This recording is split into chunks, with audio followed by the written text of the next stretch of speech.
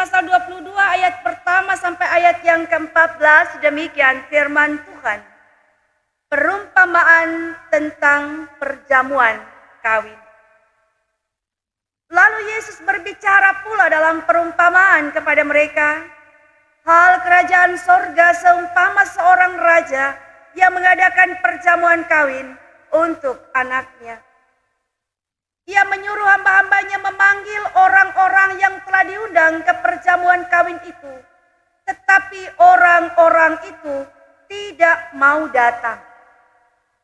Ia menyuruh pula hamba-hamba lain. Pesannya, katakanlah kepada orang-orang yang diundang itu, sesungguhnya hidangan telah kusediakan. Lembu-lembu jantan dan ternak piaraanku telah disembelih. Semuanya telah tersedia. Datanglah ke perjamuan kawin ini. Tetapi orang-orang yang diundang ini tidak mengindahkannya. Ada yang pergi ke ladangnya, ada yang pergi mengurus usahanya. Dan yang lain menangkap hamba-hambanya itu, menyiksanya dan membunuhnya. Maka murkalah raja itu, lalu menyuruh pasukannya ke sana untuk membinasakan pembunuh-pembunuh itu dan membakar kota mereka. Sesudah itu ia berkata kepada hamba-hambanya, perjamuan kawin telah tersedia, tetapi orang-orang yang diundang tadi tidak layak untuk itu.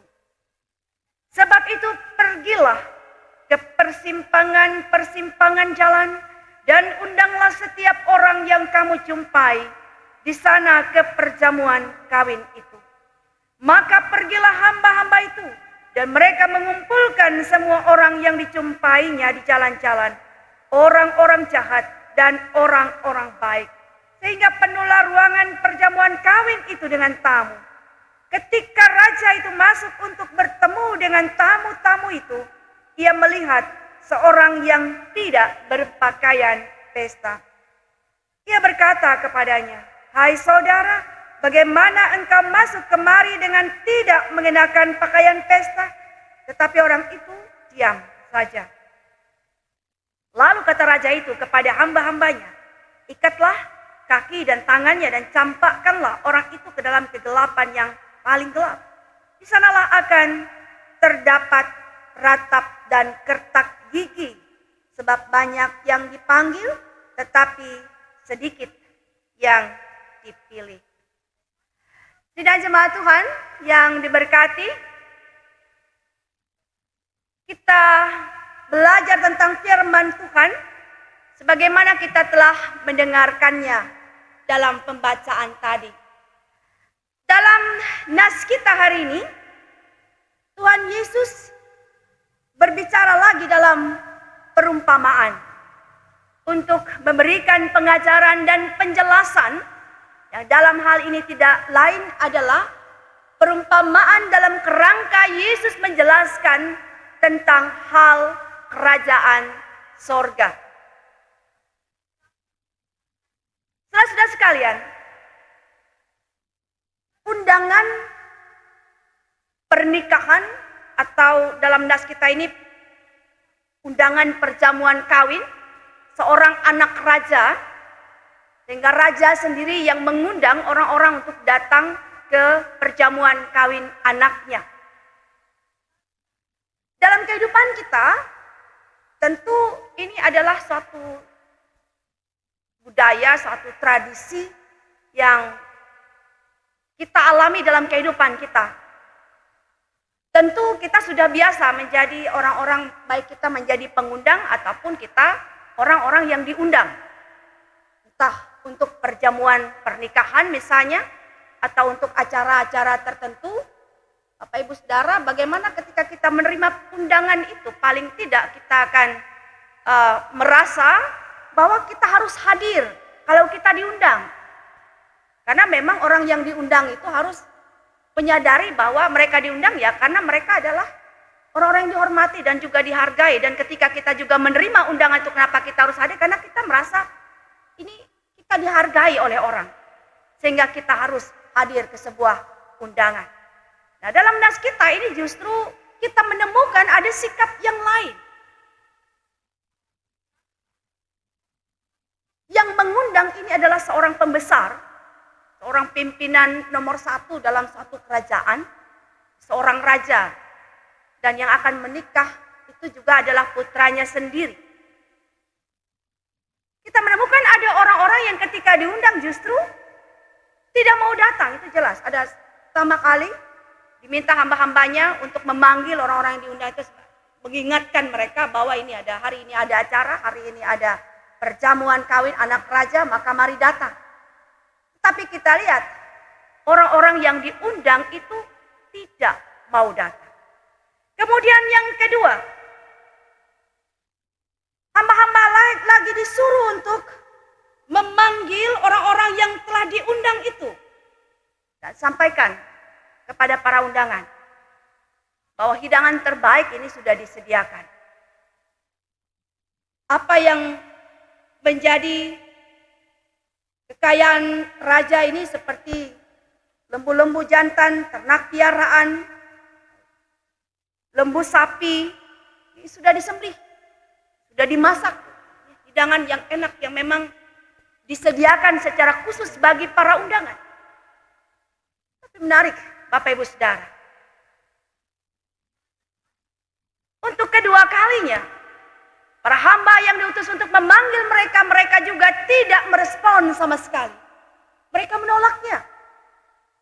Mereka tidak menyediakan diri untuk datang dengan alasan, ya ada yang lebih penting ya, dari menghadiri undangan raja. Ada yang harus mengurus usahanya, ada yang harus pergi ke ladangnya karena mungkin merasa rugi. Kalau mereka tidak mengurus usahanya, meninggalkan usahanya hanya untuk undangan raja itu. Atau kalau harus meninggalkan ladangnya hanya untuk hadir ke undangan raja itu. Sehingga undangan ini beralih ke orang-orang yang di luar perhitungan raja. Kalau tadi katakanlah mereka ini adalah orang-orang yang khusus, orang-orang yang istimewa ya, dalam pandangan raja. Tapi justru orang-orang yang dianggap khusus ini, yang istimewa ini, justru mereka yang menolak. Sehingga undangan itu beralih ke orang-orang di luar sana. Mereka yang berada di persimpangan-persimpangan jalan. Mereka yang ada di jalan-jalan. Entah mereka orang baik atau orang jahat. Dan undangan itu justru disambut dengan baik, dengan sukacita. Dan tentu mereka akan merasa sangat terhormat dan sangat berharga. Karena yang mengundang mereka ini adalah sang raja. Ini adalah acara terhormat yang semestinya untuk orang-orang terhormat. Tetapi mereka yang tidak masuk dalam kelompok yang terhormat justru diundang, dihargai, diberi tempat, diberi kesempatan untuk datang ke tempat perjamuan kawin anak sang raja. Namun di dalam acara itu kita melihat bahwa ketika raja itu menemui tamu-tamunya dan ia melihat bahwa ada yang tidak berpakaian pesta. Unik juga. Nanti kita akan coba melihat atau memahami bagian ini. Jangan-jangan nanti kita salah mengerti. Karena sikap sang raja ketika menemukan ada tamu yang hadir dalam ruang pesta perjamuan kawin itu ternyata tidak menggunakan pakaian pesta. Lalu apa yang terjadi? Raja itu menyuruh supaya ia diikat kaki tangannya, kemudian disuruh supaya ia dicampakkan ke dalam kegelapan yang paling gelap. Di sanalah akan terdapat ratap dan kertak gigi. Jangan-jangan nanti kalau kita melihat berarti tidak boleh orang tidak menggunakan pakaian pesta atau masuk gereja harus pakaian yang sangat bagus begitu ya. Bapak Ibu Saudara dikasih dalam Tuhan Yesus. Dari bagian nas ini mengajak kita untuk memahami firman Allah. Bahwa undangan yang diberikan ini adalah sebuah undangan yang sangat berharga sekali. Dan saya menyebutnya ini sebagai undangan surgawi. Karena ini perumpamaan. Jadi Yesus menjelaskan, menggambarkan bahwa kerajaan surga itu seperti orang yang diundang untuk datang masuk ke dalam sebuah acara surgawi yang disiapkan oleh Allah sendiri. Tetapi kita melihat bahwa undangan surgawi ini adalah untuk menikmati anugerah keselamatan yang berasal dari Allah. Untuk merasakan, untuk mengalami sukacita surgawi yang tidak lain dan tidak bukan adalah anugerah keselamatan dari Tuhan. Ketika mereka yang pertama diundang, ini dapat menggambarkan bahwa Yesus datang kepada orang-orang sebangsanya. Tapi Bapak Ibu Saudara, kita tahu bahwa justru orang-orang sebangsanya yang menolak dia. Orang-orang sebangsanya yang membunuh dia. Dan para hamba yang dibunuh, disiksa di sini, ini menggambarkan mereka atau hamba-hamba Allah yang telah diutus untuk memberitakan kabar baik. Kenapa? Karena kerajaan surga ini adalah kabar baik. Kerajaan surga adalah kabar sukacita. Kerajaan surga adalah berita bahagia kepada manusia. Kabar baik adalah Injil yang disampaikan kepada manusia. Tetapi kabar baik, kabar sukacita ini tidak disambut dengan sukacita, tapi justru ditolak. Ini yang tergambar dalam nas kita bahwa orang-orang itu menolak. Hamba-hamba itu memanggil dan memberitakan, menyampaikan kabar sukacita itu, kabar bahagia itu tidak disambut. Sehingga apa? Berita sukacita, berita Injil itu akhirnya terbuka kepada segala bangsa. Dan kita adalah bagian dari orang-orang yang telah menyambut kabar baik. Tapi sudah dikasih Tuhan. Dalam undangan itu ketika orang-orang datang ternyata ya tidak semua orang menyambut kemudian menerima undangan itu dengan baik. Katakanlah ada banyak orang yang dipanggil untuk menjadi orang-orang yang mengikut Tuhan Yesus. Tetapi tidak semua orang yang dipanggil itu juga mau hidup seturut dengan kehendak Tuhan Yesus. Ini tadi yang gambar ketika raja itu menemukan ada seorang yang tidak berpakaian pesta. Ini saya katakan supaya kita tidak salah tafsir atau salah memahami apakah orang datang ke gereja atau datang ke sebuah pesta, wajibkah dia harus pakai pakaian pesta? Atau dia tidak boleh masuk kalau dia tidak berpakaian pesta. Pada bagian ini, Bapak Ibu Saudara, yang ingin disampaikan dan diberitakan kepada kita. Bahwa ketika orang dipanggil dan datang untuk mengikut Tuhan, maka dia harus sungguh-sungguh mendengar, menuruti apa yang dikehendaki oleh Tuhan. Itu yang berkenan. Banyak yang dipanggil tetapi sedikit yang dipilih. Artinya supaya kita diingatkan jangan hanya bangga dengan beridentitas Kristen. Jangan hanya bangga karena kita beridentitas sebagai pengikut Tuhan Yesus. Tetapi kita tidak mengindahkan Dia. Tidak mengindahkan firman-Nya. Tidak melakukan apa yang dikehendakinya. Bagian ini menarik menjadi perhatian kita bersama saudara yang dikasihi dalam Tuhan Yesus Kristus. Jangan kita juga berpikir kemudian cukup jadi Kristen saja, masuk gereja saja tiap hari, tiap minggu. Atau kita menyerukan Tuhan dengan kita cara menyanyi atau memuji atau dengan kita mendengar firman Allah tetapi dia menjadi sesuatu yang kosong juga. Tidak membuat atau tidak membangkitkan satu keinginan kita untuk selalu hidup dalam kebenaran. Ini menjadi masalah. Jika apa yang kita terima dari Tuhan tidak membangun hubungan kita terus dalam keintiman dengan Tuhan.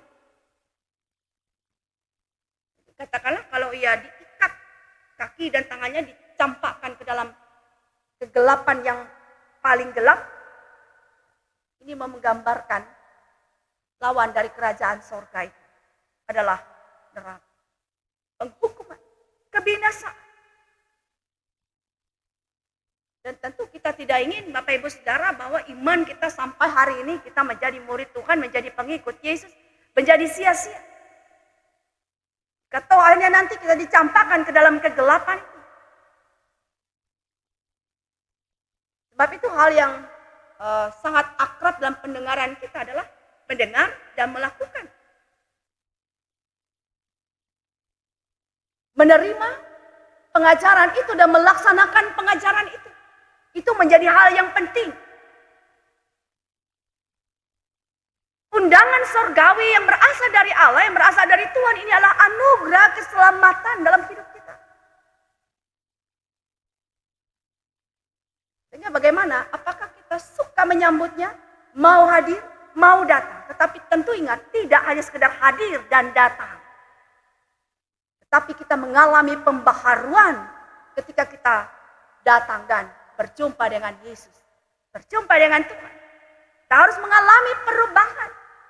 Kita harus mengalami kebaikan-kebaikan di dalam Dia.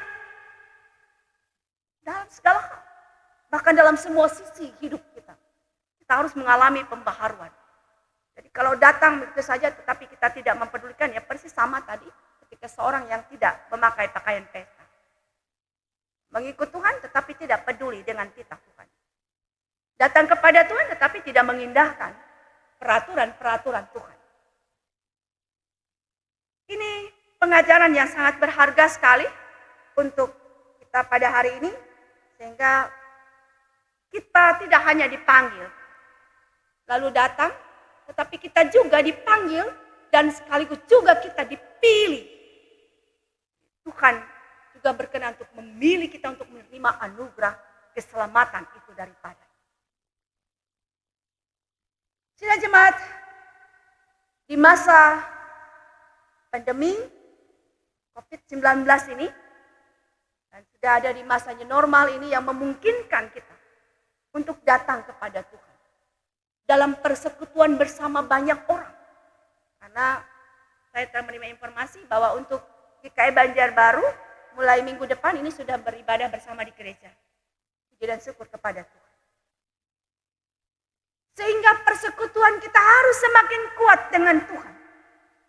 Ketika kita selama pandemi ini melaksanakan ibadah dan persekutuan kita dengan Tuhan di rumah bersama anggota keluarga yang terbaik. Tetapi jika kemudian juga kita dimungkinkan untuk mengadakan dan melaksanakan persekutuan bersama lebih banyak orang. Karena memang tidak seperti biasa tempat duduk kita sangat dibatasi. Satu bangku hanya ada 2 orang. Paling banyak 3 orang satu bangku yang panjang. Saya melihat di tempat kita ini 21 itu juga di Epata Banjarmasin juga begitu. Kita harus semakin kuat. Kita datang ke gereja jangan menjadi sia-sia apa yang kita terima di rumah Tuhan. Apa yang kita terima di rumah gereja. Ya harus juga menjadi sesuatu yang konkret, yang nyata. Kemudian dalam hidup kita bawa. Karena persekutuan kita sudah semakin erat, semakin kuat. Dengan sesama dan dengan Tuhan. Dan buah ikatan persekutuan yang kuat dengan Tuhan itu juga akan berbuah di dalam relasi kita dengan semua orang. Dalam kehidupan kita di dunia ini sekarang ini. Tuhan mengundang kita semua untuk datang kepada Dia. Jangan sia-siakan waktu. Datanglah kepada Tuhan. Dan dengarkanlah Dia. Dan hiduplah di dalam berita surgawi yang kita terima, yang kita dengar dalam setiap kesempatan kita berjumpa dengan Tuhan dan sesama dalam persekutuan dengan Tuhan. Amin untuk firman Tuhan pada hari ini. Tuhan Yesus memberkati Bapak Ibu Saudara.